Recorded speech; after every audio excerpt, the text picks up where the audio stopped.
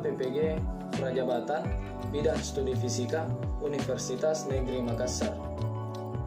Pada kesempatan ini, saya akan menjelaskan pemikiran Ki Hajar Dewantara dalam meningkatkan mutu pendidikan Indonesia. Ki Hajar Dewantara adalah Bapak Pendidikan Nasional. Beliau merupakan sosok tokoh yang tanpa tanda jasa memerdekakan Indonesia karena pengabdiannya yang begitu besar terhadap bangsa Indonesia. Kembalinya Ki Hajar Dewantara ke tanah air mencurahkan perhatiannya di bidang pendidikan sebagai salah satu bentuk perjuangannya meraih kemerdekaan.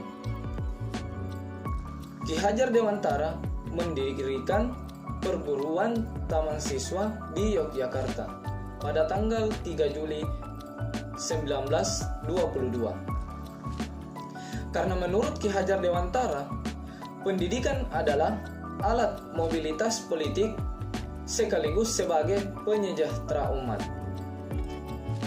Ki Hajar Dewantara membuat suatu wadah yang disebut dengan National Underwise Taman Siswa, di mana dari gagasan taman siswa inilah perilaku guru dalam mendidik anak bangsa menjadi pegangan dan modal utama, sehingga Ki Hajar Dewantara menciptakan istilah trilogi pendidikan yang terdiri dari Ingarso Suntulodo, Immadya Mangkarso, dan yang terakhir yaitu Tuturi Handayani.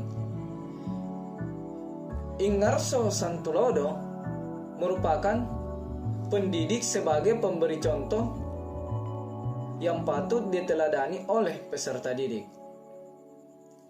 Immadya Mangkarso di mana pendidik sebagai pemberi semangat dalam membangun cita-cita dari peserta didik.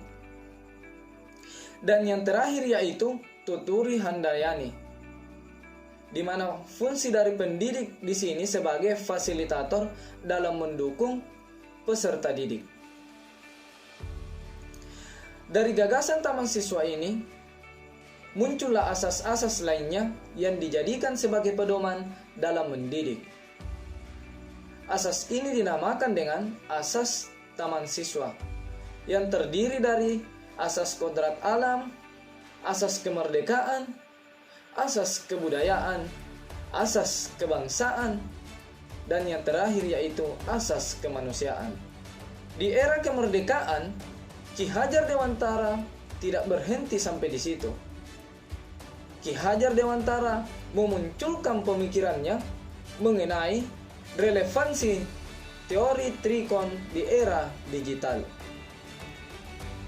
di mana trikon ini memiliki arti yang pertama, sebagai bangsa maupun masyarakat haruslah memiliki jati diri yang kuat. Yang kedua, mengisolasi bangsa lain bukan merupakan solusi dari kekhawatiran jati diri bangsa ataupun masyarakat. Dan yang terakhir yaitu berkaitan dengan isu tentang globalisasi yang dapat memungkinkan terjadinya perpaduan budaya antara bangsa maupun individu dari belahan dunia yang berbeda, yang disikapi dengan kemampuan mempertahankan jati diri. Selanjutnya, pemikiran dari Ki Hajar Dewantara berkaitan dengan peran sinergi Tripusat Pendidikan, di mana Tripusat Pendidikan ini terdiri dari keluarga, masyarakat, dan sekolah.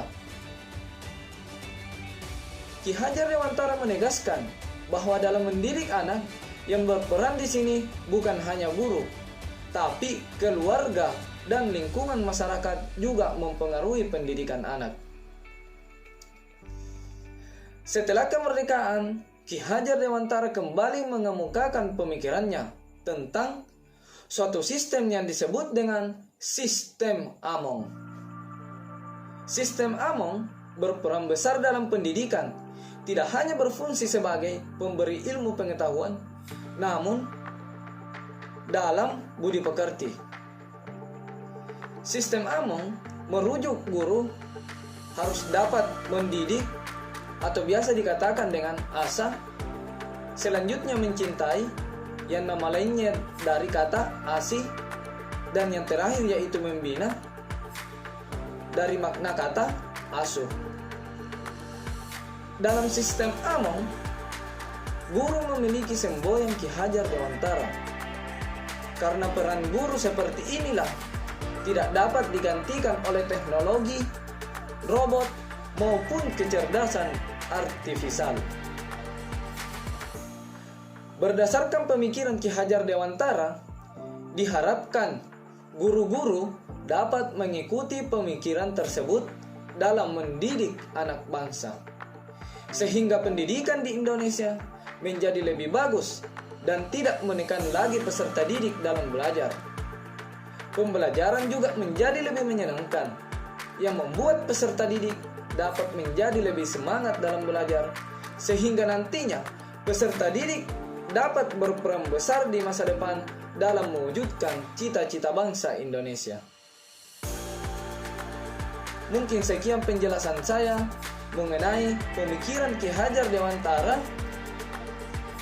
dalam meningkatkan mutu pendidikan di Indonesia. Sekian dari saya, wabillahi taufiq wal hidayah. Wassalamualaikum warahmatullahi wabarakatuh.